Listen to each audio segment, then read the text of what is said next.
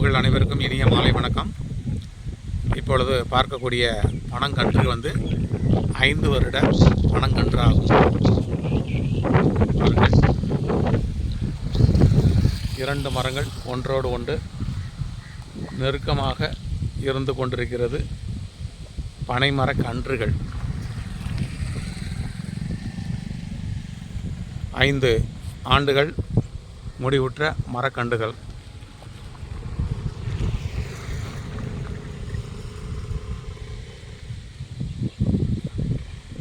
தெளிவான முறையில் இயற்கையாக தானாக வளரப்பட்ட மரக்கன்றுகள், பனை மரம் ஆகிவிட்டது.